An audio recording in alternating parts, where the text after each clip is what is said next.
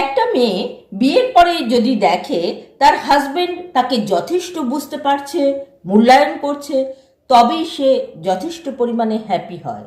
তার হাজবেন্ডের এই কেয়ারিং বা আগলে রাখা ভাবই তাকে সুখী করার জন্য দায়ী।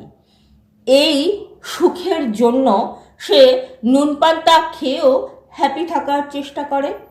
পরিবারের অন্য মানুষজন যদি তাকে দুঃখ আঘাত দেয়, তাকে ইগনোর করে, তাকে পরিবারের কোনো সদস্য বলেই মনে না করে, তবুও সে রাতে বালিশ ভিজিয়ে ফেললেও কেঁদে সকালে এমন অভিনয় করে যেন কিছুই হয়নি।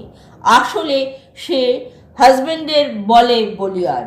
তার এই কেয়ারিং সাপোর্টিভ মনোভাবই তাকে এই পরিণতি বা এই হ্যাপি রাখার জন্য দায়ী। সুতরাং হেল্প করার মানসিকতা নিয়ে কোনো পুরুষ যদি একটি ডিভোর্সি বা উইডোনারকে বিয়ে করেও ফেলে, হোক সে বয়সে বড়, কিন্তু তার সাহায্য হবে, তার একটি সন্তান আছে, সে পিতৃ পরিচয় পাবে, এই মানসিকতা থেকে সে এই যে বিয়েটা করেছে তার জন্য অবশ্যই অনেক পুরস্কার তার পাওনা আছে। ঈশ্বরের দরবারে সে অবশ্যই কৃতজ্ঞ থাকবে বা ভালো কাজের জন্য অনেক পুরস্কার পাবে।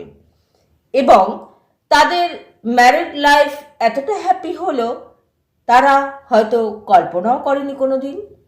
তারা হয়তো জিরো থেকে এমন একটা জায়গায় পৌঁছলো যেটা অসম্ভব একটা ব্যাপার, অনেকটা লটারি পাওয়ার মতো।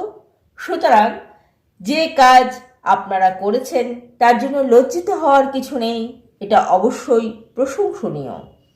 নিজেরা ভালো থাকলে কে কি বলল তাতে কিচ্ছু যায় আসে না। ডিভোর্স একটি মানসিক রোগ। দুটি মানুষের জ্যান্ত কবর, বিচ্ছেদ বা মানসিক কষ্টের আর এক নাম। একটি নারীর নীরব কান্নার পরিণতি, একটি শিশুর আর্তনাদ বা আর্তচিৎকারের আর এক নাম।